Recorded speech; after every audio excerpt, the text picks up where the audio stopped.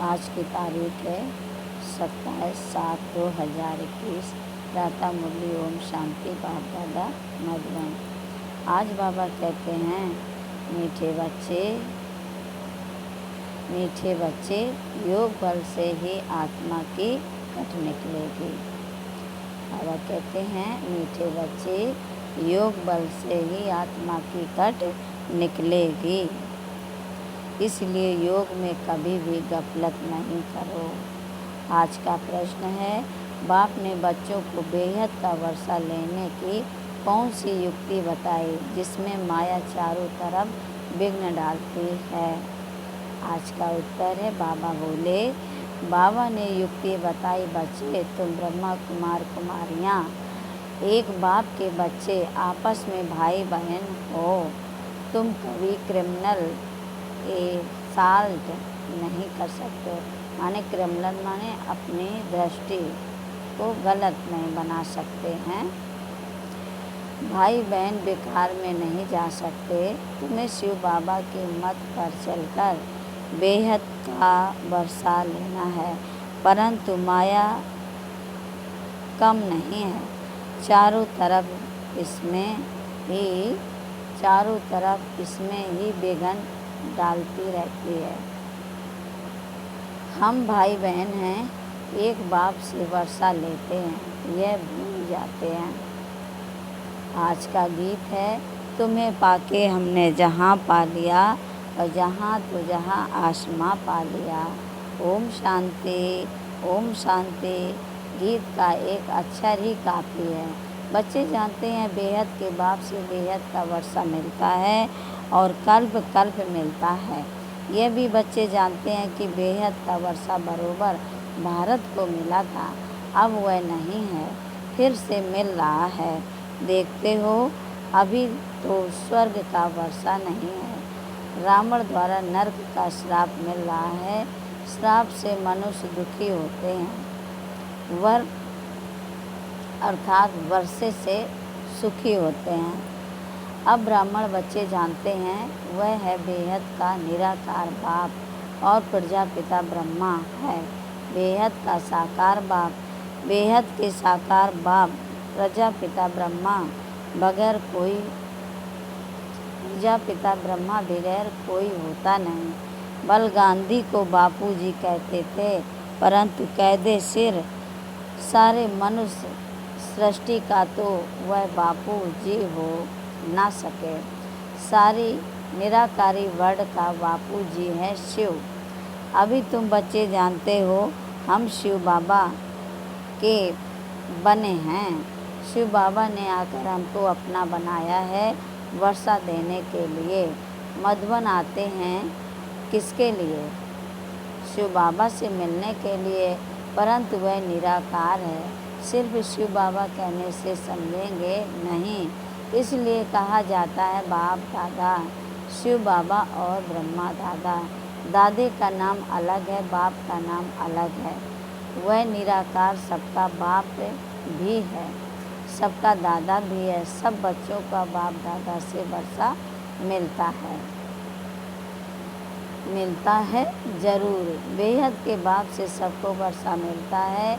वह बाप ही सबका सुख हरता, दुख हरता, सुख करता है। सतयुग में कोई भी मनुष्य दुखी हो ना सके। नाम है स्वर्ग, वह है हेवन स्थापन करने वाला गॉड फादर। हेवन माने नई दुनिया, स्वर्ग बनाने वाला, नई दुनिया को स्थापन करने वाला गॉड फादर। फादर सबसे पुराना है तो ज़रूर सबसे नया था, तब तो अभी सबसे पुराना हुआ है। सतयुग कलयुग भारत को ही कहा जाता है। बरोबर भारत स्वर्ग था। यह लक्ष्मी नारायण राज करते थे, यह बुद्धि में है।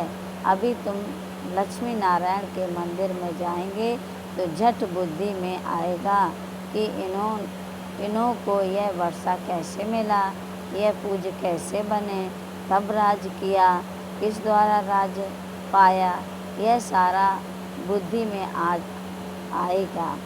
आगे लक्ष्मी नारायण के मंदिर में जाते थे माला करते थे। एक्यूपेशन का कुछ भी पता नहीं था। अभी सिर्फ तुम्हारी बुद्धि में है, सो भी नंबरवार।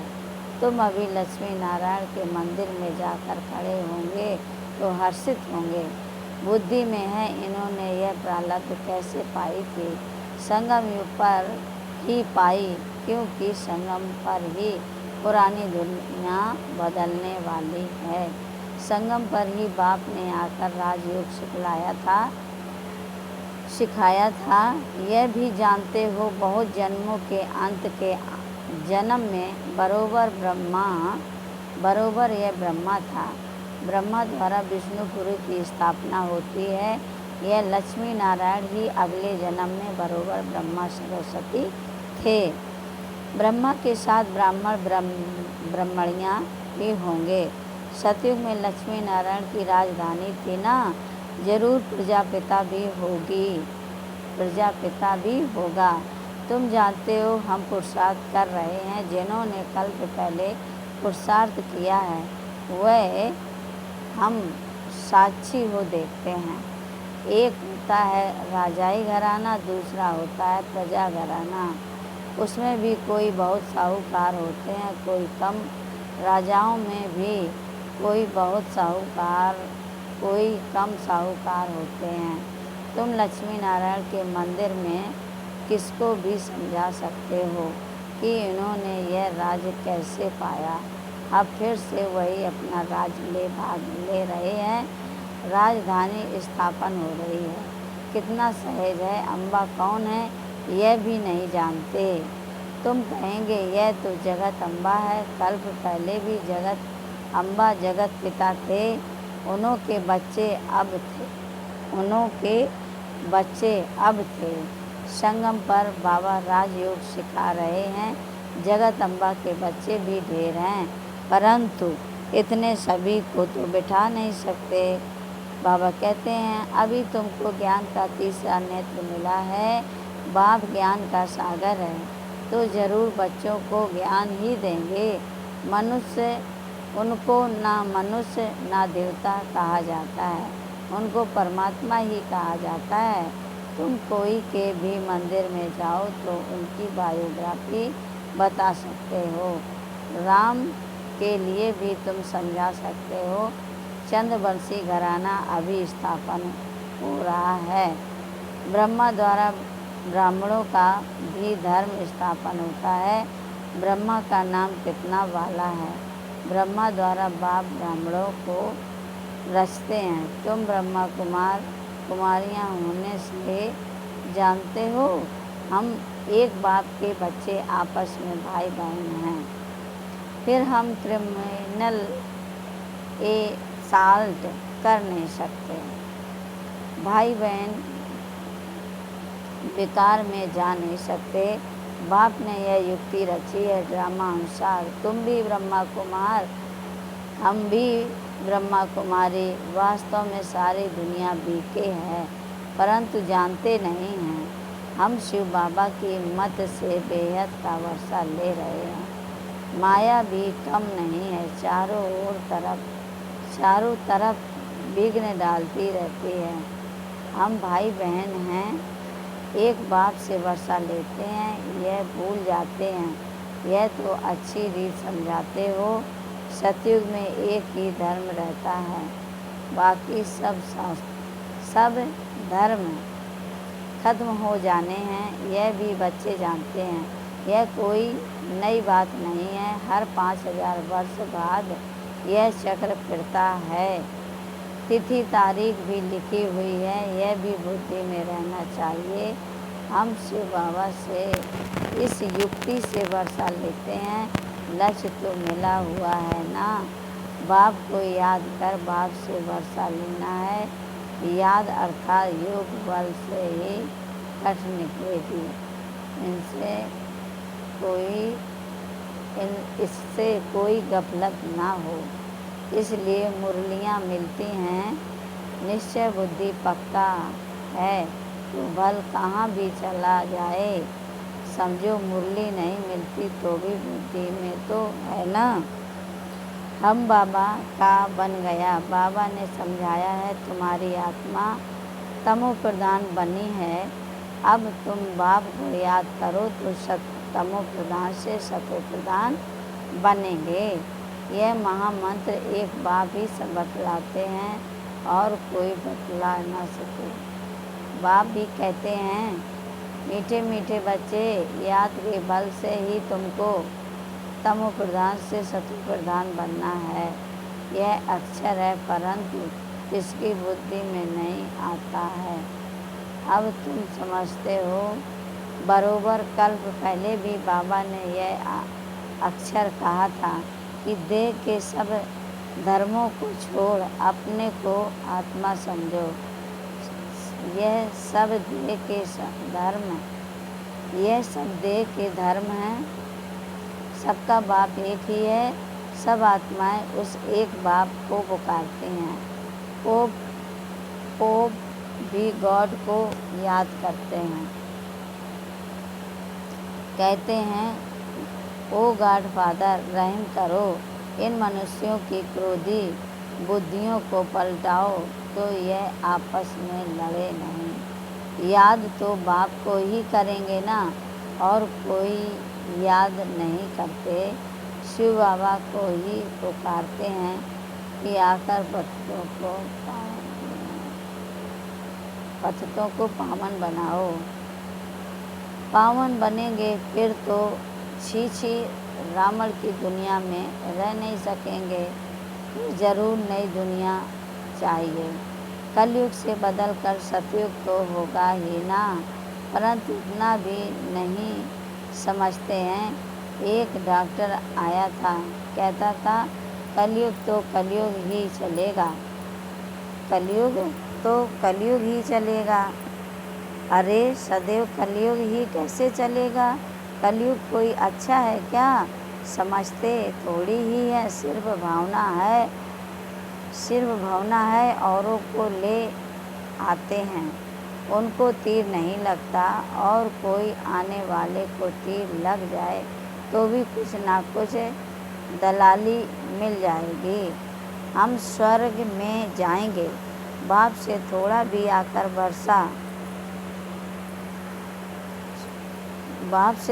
भी आकर सुनते हैं तो भी स्वर्ग में ज़रूर चले जाएंगे। फिर भी हेवनली गॉड फादर के सामने आकर बैठे हैं। बाप समझाते हैं मैं सबका बाप हूँ ना। कोई मानते नहीं कि शिव बाबा कैसे आएगा। अरे आत्मा आ सकती है तो मैं क्यों नहीं आऊँगा? आत्मा एक शरीर छोड़ दूसरे में जा सकती है तो मैं नहीं आ सकता हूँ क्या? मैं नहीं आ सकता हूँ, नहीं तो मैं कैसे आऊँ? पुकारते भी हैं हे पतित पावन बाबा, आकर पतित से पावन बनाओ। बाप कहते हैं मैं आता ही भारत में हूँ। कल्प कल्प के संगम पर एक ही बार आता हूँ। तुम अब 84 जन्म पूरे करते हो तो मैं आता हूँ। तुम बच्चों को निश्चय है बाबा आया है फिर से वर्षा देने। बाप कहते हैं मेरा धंधा ही है पुरानी दुनिया को बदल नई दुनिया स्थापन करना। इसलिए गाया हुआ है नई दुनिया की स्थापना, पुरानी दुनिया का विनाश, फिर तुम पालना करेंगे। रोशनी मिली है ना, काली का मंदिर देखेंगे तो समझेंगे यह झूठा चित्र है। काली बरोबर जगदम्बा है परंतु ऐसे भयानक रूप नहीं है। बंगाल में काली के आगे बलि चढ़ाते हैं परंतु जानते कुछ नहीं है। जगदम्बा के मंदिर में लाखों आते हैं, सदैव जैसे मेला ही लगा है, मेला ही है। छोटी सी मूर्ति रखी है ना, नाम रख दिया है जगदम्बा। अब जगदम्बा तो एक होनी चाहिए। सिंध में काली का मंदिर कैसा बनाया था। एक बार किले में बम फटा तो एक फकीर ने कहा कि काली माता गुस्सा हुई हैं। बस उसने जाकर वहाँ काली का मंदिर बना दिया। उसने जाकर वहाँ काली का मंदिर बना दिया। अब काली है कौन, कुछ भी नहीं जानते। तुमको अब नॉलेज मिली है, ऐसी कोई चीज़ नहीं जिसको तुम ना जानो। समझते हो बाबा से वर्षा ले रहे हैं तो पूरा पुरुषार्थ करना चाहिए ना। अब बाबा कहते हैं पहले नंबर का दुख तब शुरू होता है जब कुमार कुमारी शादी करते हैं। तुम्हें तो शादी करने का कभी ख्याल भी नहीं आना चाहिए। अब आप कहते हैं यह रावण राज्य खत्म होना है, यह है भिखारी गृहस्थ व्यवहार। दैवी देवताओं के लिए गाते रहते हैं, यह किसको पता नहीं है कि इन देवताओं को निर्विकारी बनाने वाला कौन है। सतयुग है संपूर्ण निर्विकारी दुनिया। शास्त्रों में फिर दिखा दिया है कि वहाँ भी विकार थे, परंतु वह तो है ही वाइसलेस वर्ड। विकारी दुनिया और निर्विकारी दुनिया में कितना फ़र्क है, यह बातें और किसकी बुद्धि में नहीं हैं। तुम जानते हो इन लक्ष्मी नारायण का जब राज्य था तो कितने थोड़े मनुष्य थे। एक ही धर्म था, एक ही धर्म था, फिर वृद्धि को पाया है। चक्र भी पूरा लगाना पड़े तब कहेंगे पूरी पृथ्वी पर चक्र लगाया। समुद्र का तो चक्र लगा न सके। सतयुग में थोड़े हैं तो कितनी थोड़ी ज़मीन लेते हैं। अब मनुष्य सृष्टि की हद पूरी होनी है। ऊपर में थोड़ी आत्माएं जो हैं वह भी आती रहती हैं।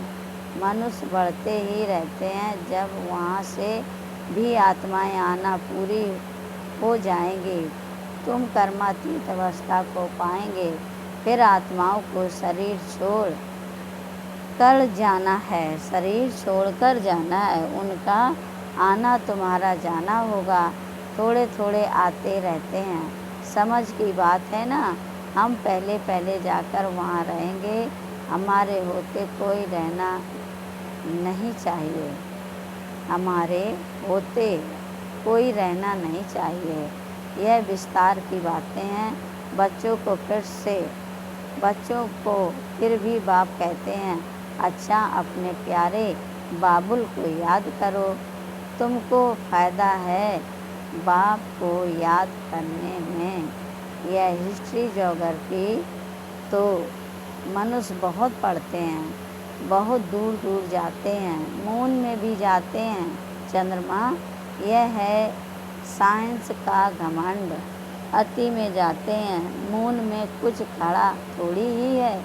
तुम तो सूर्य चांद से भी पार हो जाते हो। यह नॉलेज तुम्हारी बुद्धि में अभी है, समझते हो। ड्रामा प्लेन अनुसार बाबा यह सब बतलाते हैं। बाप ही कहते हैं मैं तुमको पते से पावन बनाता हूँ। यह मेरा पाठ है। भक्ति मार्ग में भी यह हमारा पाठ है। हाँ है तो ड्रामा, है तो ड्रामा ना। जैसे तुम पाठधारी हो, मैं भी पाठधारी हूँ। मेरा काम है तुमको पते से पावन बनाना। जो कुछ करते हैं तो उनकी महिमा होती है ना। इन लक्ष्मी नारायण की कितनी महिमा है, परंतु उन्हों को ऐसा लायक किसने बनाया। यह सुख धाम के मालिक थे। अभी तो अनेक प्रकार के कितने दुख हैं। आज कोई मरा, झगड़ा हुआ, बल किसके पास लाख करोड़ कदम हैं, परंतु अगर कोई बीमारी आ जाती है तो क्या करेंगे। बिरला के पास कितने पैसे होंगे। एक जन्म बिरला के पास कितने पैसे हैं। एक जन्म में पैसा देखने में आता है, परंतु ऐसा कोई नहीं है जिसको कोई दुख नहीं हो। किसी न किसी प्रकार का दुख सभी को होता है। अभी तो यह पैसे आदि सब मिट्टी में मिल जाने हैं। अच्छा मीठे मीठे शकील दे बच्चों प्रति माता पिता बाप दादा का याद प्यार और गुड मॉर्निंग। रूहानी बाप की रूहानी बच्चों को नमस्ते। हम रूहानी बच्चों के भी रूहानी बाप दादा को भी याद, प्यार और नमस्ते नमस्ते। गुड मॉर्निंग बाप दादा। शुक्रिया बाबा, शुक्रिया। धारणा के लिए मुख्य सार पहली पॉइंट है, कर्मातीत अवस्था को प्राप्त कर वापस घर जाना है, परंतु जाएंगे तब जब आत्माओं का आना बंद होगा। इस विस्तार को बुद्धि में रख एक बाबुल को प्यार से याद करना है। दूसरी पॉइंट है, ज्ञान की रोशनी मिली है, इसलिए निश्चय बुद्धि बन बाप से पूरा भरोसा लेना है। कहाँ भी रहते याद के बल से आत्मा को तमो प्रधान से सतो प्रधान बनाने का पुरुषार्थ करना है। आज का वरदान है, अपनी संपूर्णता के आधार पर समय को समीप लाने वाले मास्टर रचयिता भव। अपनी संपूर्णता के आधार पर समय को समीप लाने वाले मास्टर रचयिता भव। समय आपकी रचना है, आप मास्टर रचयिता हो। रचयिता रचना के आधार पर नहीं होते। रचयिता रचना के आधार पर नहीं होते, रचयिता रचना के अधीन करते हैं। इसलिए यह कभी नहीं सोचो कि समय आप ही संपूर्ण बना देगा। आपको संपूर्ण बन समय को समीप लाना है। वैसे कोई भी विघ्न आता है तो समय प्रमाण जाएगा जरूर, लेकिन समय प्रमाण जाएगा जरूर, लेकिन समय से पहले परिवर्तन शक्ति द्वारा उसे परिवर्तन कर दो तो उसकी प्राप्ति आपको हो जाएगी। समय के आधार पर परिवर्तन किया तो उसकी प्राप्ति आपको नहीं होगी। आज का स्लोगन है, कर्म और योग का बैलेंस रखने वाले ही सच्चे कर्मयोगी हैं। कर्म और योग का बैलेंस रखने वाले ही सच्चे कर्मयोगी हैं। अच्छा, ओम शांति। प्रिय भाई और बहनों, अगर ये आपको वीडियो पसंद आए तो लाइक करें, सब्सक्राइब करें, शेयर करें, कमेंट करें। अच्छा, ओम शांति, ओम शांति।